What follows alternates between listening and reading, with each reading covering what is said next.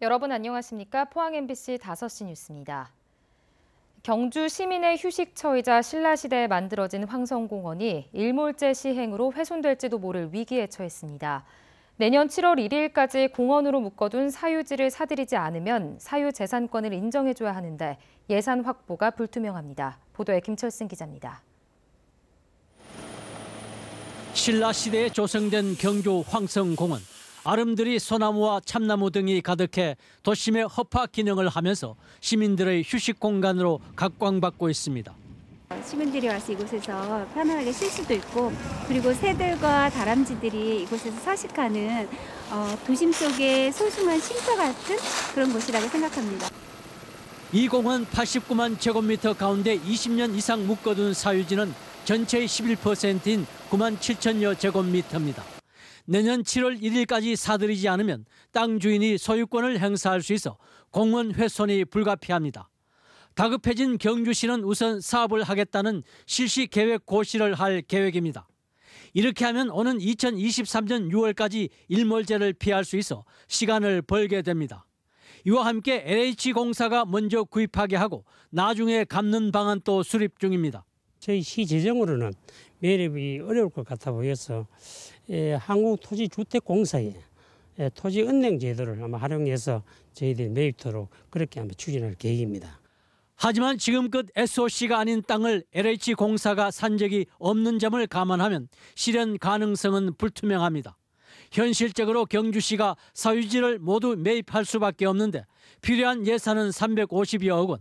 올해 확보한 예산이 45억 원인 점을 감안하면 내년부터 4년간 연간 7, 80억 원의 예산이 편성되어야 합니다. 실질적으로 매년 7, 80억의 예산을 확보하기는 일반 예산은 힘듭니다. 그래서 서울시처럼 지방채 발행 등을 통해서 우리 황성공원이 시민의 휴식 공간으로 지켜질 수 있도록 빠른 매입 절차를 거쳐야 된다고 봅니다. 황성공원은 그나마 고민이라도 하고 있지만 경주 시내 다른 8곳의 일몰제 대상 공원 90만 제곱미터에 대해서는 속수무책이고 이 같은 사정은 도내 다른 곳도 마찬가지입니다. MBC 뉴스 김철승입니다. 경상북도는 최근 경북 버스운송사업조합이 요금 인상 건의서를 제출함에 따라 올해 중순 요금 조정 검증 용역을 진행할 계획이라고 밝혔습니다. 용역 결과가 나오면 도는 인상안을 정해 각 시군에 전달하고 지자체별로 최종 인상 여부를 결정하게 됩니다.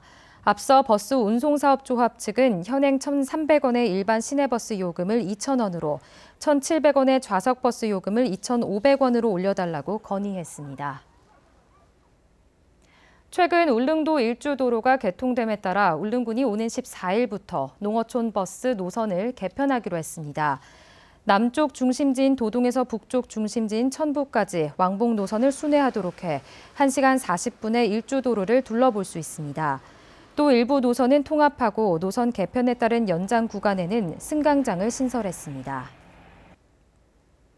영덕군으로부터 보조급을 받는 한 장애인 보호작업장의 시설장이 실제로 근무하지 않은 자신의 장인에게 급여를 지급해왔다는 제보에 따라 영덕경찰서가 수사에 나섰습니다.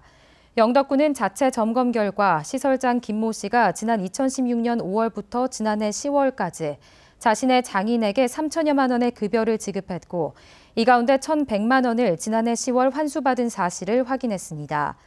이에 대해 시설장 김 씨는 장인이 일정 기간 근무해온 것은 사실이고 다만 지난해에는 규정 시간에 맞춰 근무하지 않았다는 논란이 제기돼 해당 급여를 나중에 돌려받았다고 주장했습니다.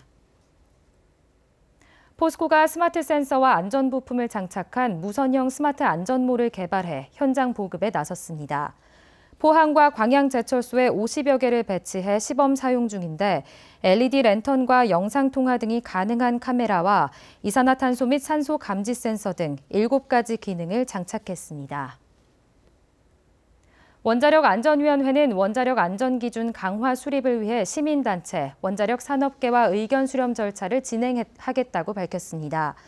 이에 따라 내일은 환경운동연합과 에너지시민연대 등 8개 시민단체와 오는 17일에는 한수원과 한전기술 등 원자력 산업계와 간담회를 개최합니다.